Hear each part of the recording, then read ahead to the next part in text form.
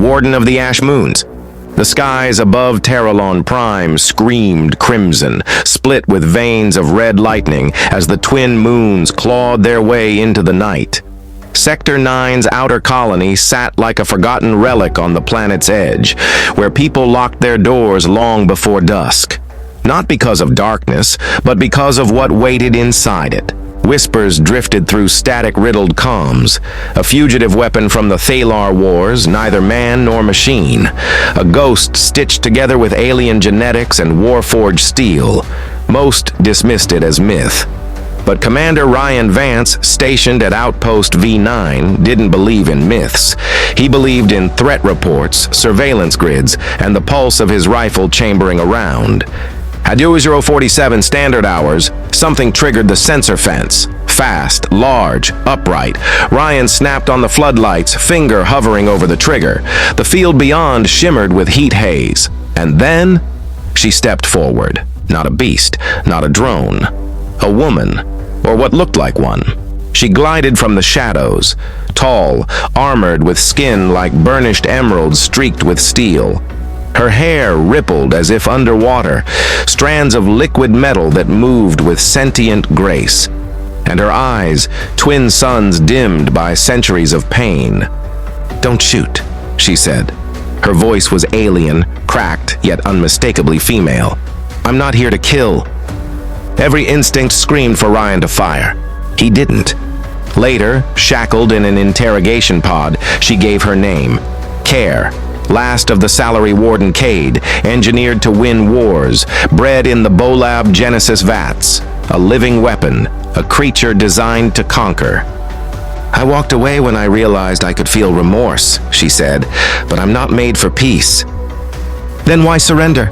She looked through him with eyes that had witnessed planetary extinctions. "Because I heard rumors that humans still remember how to choose love over war." Ryan didn't answer. He couldn't. She was everything he'd been trained to eliminate, yet nothing like what he expected. Each day she spent in that cell stripped another layer from her. She told stories of burning stars and dying worlds, and beneath her battle-scarred silence, he found something he hadn't seen in years. Guilt, humanity. He brought her music, stories, books. She asked questions. She laughed, awkward at first, then freely. The lines blurred.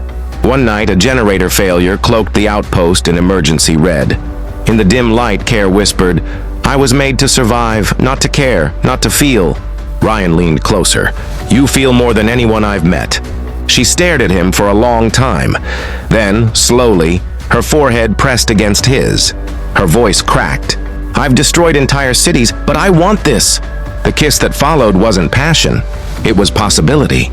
What began as curiosity became something impossible to contain. Their nights grew quiet, tangled, soft. She sought his touch not for comfort, but for connection. He let down walls he thought were permanent. Together, they found a new battlefield, one where vulnerability was the only weapon. But paradise draws predators. 3 weeks later, during a perimeter check, Kaer collapsed. Medical scans flashed red warnings. "I'm pregnant," she gasped. "Ryan, I'm carrying your child." Time froze. The bioscanner confirmed it. Dual DNA signatures. Human. Warden. "I wasn't designed to reproduce," she whispered. "My creators, if they learn of this..." Ryan took her hand. "Then we fight for her.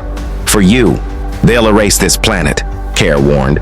"No negotiations. No mercy." "Let them try." He disabled the outpost's tracking systems, took smuggler routes to the canyons. Deep in the skeletal ruins of Haven Crater, a forgotten mining hub from the Iron Wars, they vanished. There, hidden beneath scorched rock and haunted silence, they prepared. Kaer changed, not just biologically. Her skin fluxed, recalibrated, adapting, but emotionally. She smiled at nothing, hummed to the child growing within, pressed her hand to her stomach and whispered to it, as if already bonded. "I never thought I'd want a child," she confessed one night, curled against Ryan. "I was made for war, but maybe she won't be." He kissed her temple. "You weren't made wrong. You were just never given a chance to be more. For a while, they believed they had escaped fate, until the night the sky cracked open with fire. Salari Warden dropships. Dozens. Her former sisters, engineered killers from the same labs that had created her, descended on Haven Crater. No warning, no demands, just extermination. Kaer and Ryan fought side by side. Plasma bursts lighting up ancient tunnels, sweat mixing with blood, hands clasped in desperation. The Warden horde surged forward, machines sculpted for death, immune to pain, compassionless. "You run," Ryan growled, half his armor gone, bleeding. "I'll hold them." No. Her scream was part fury, part fear. "I'm not leaving you." They ran through mining tunnels, collapsing shafts, seismic debris shaking the earth. When the end came, Kaer stood defiant, her body lit with ancient code, her skin fracturing with brilliance. "I am not your soldier anymore," she roared. "I am a mother, and I protect what's mine." A pulse erupted from her core, a seismic wave that cracked stone, vaporized steel, and sealed the tunnels behind them.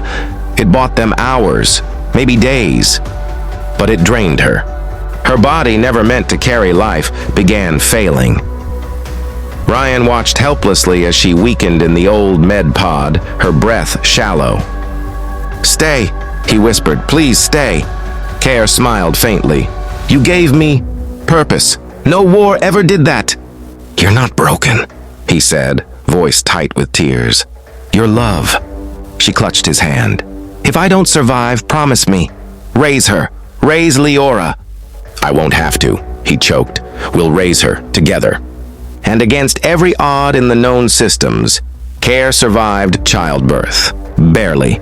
Their daughter, Leora, half human, half warden, was a miracle.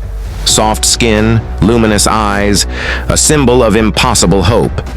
As Kaer held her child to her chest, Ryan at her side, she whispered, "I was made to destroy, but this is creation." He kissed them both. "You weren't made for family," he murmured. She smiled. "Funny, you're the best one I've ever had."